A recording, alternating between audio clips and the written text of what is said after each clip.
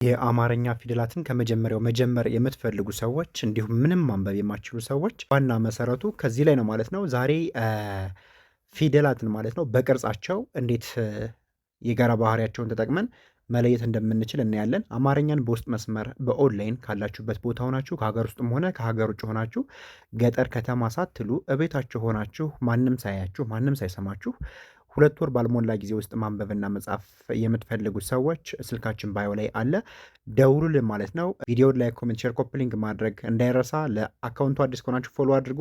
እንጀምር። እነዚህ የመጀመሪያ ፊደሎች ናቸው።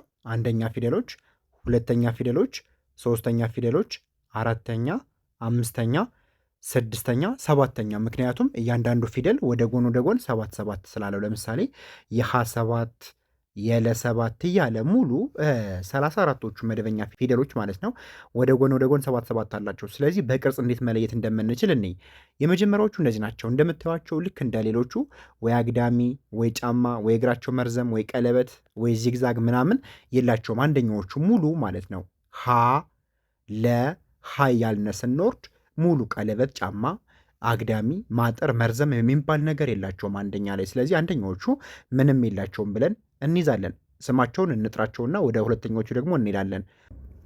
ሀ ለ ሀ መ ሰ ረ ሰ ሸ ቀ በ ተ ቸ ሀ ነ ኘ አ ከ ኸ ወ አ ዘ ዠ የ። ሁለተኛዎቹ ደግሞ ሁ ሉ ሁ ሙ ሱ ሩ ሱ ሹ ቁ ቡ ቱ ቹ ሁ ኑ ኙ ኡ ኩ ሁ ው ኡ ዙ ዡ ዩ።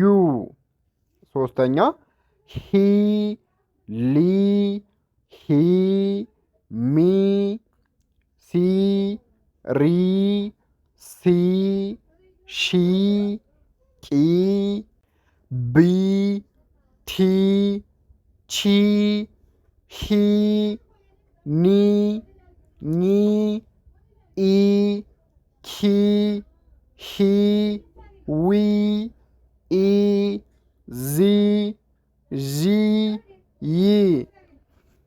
አራተኛ ሀ ላ ሃ ማ ሳ ራ ሳ ሻ ቃ ባ ታ ቻ ሃ ና ኛ አ ካ ሃ ዋ አ ዛ ዣ ያ። አምስተኛዎቹ ደግሞ ሄ ሌ ሄ ሜ ሴ ሬ ሴ ሼ ቄ ቤ ቴ ቼ ሄ ኔ ኜ ኤ ኬ ሄ ዌ ኤ ዜ ዤ ዬ። ስድስተኛ ህ ል ህ ም ስ ር ስ ሽ ቅ ብ ት ች ህ ን ኝ እ ክ ህ ው እ ዝ ዥ ይ መጨረሻዎቹ ወይም ሰባተኞቹ ደግሞ ሆ ሎ ሆ ሞ ሶ ሮ ሶ ሾ ቆ ቦ ቶ ቾ ሆ ኖ ኞ ኦ ኮ ሆ ዎ ኦ ዞ ዦ ዮ። በጣም አሪፍ። ስለዚህ ከሀ እስከ የ ያሉ ፊደላትን ማለት ነው አንደኛ፣ ሁለተኛ፣ ሶስተኛ፣ አራተኛ፣ አምስተኛ፣ ስድስተኛ፣ ሰባተኛ ብለን እያንዳንዱን አይተናል ማለት ነው። ለአንደኞቹ አናባቢ ነው። ምክንያቱም ለአ፣ መአ፣ ሰአ፣ ረአ፣ ሰአ እያልን ስለምንሄድ የሀ ቤት ግን ለየት ይላል። አን ነው የሚወስደው። ሀአ ሀአ የሀ ብቻ ማለት ነው።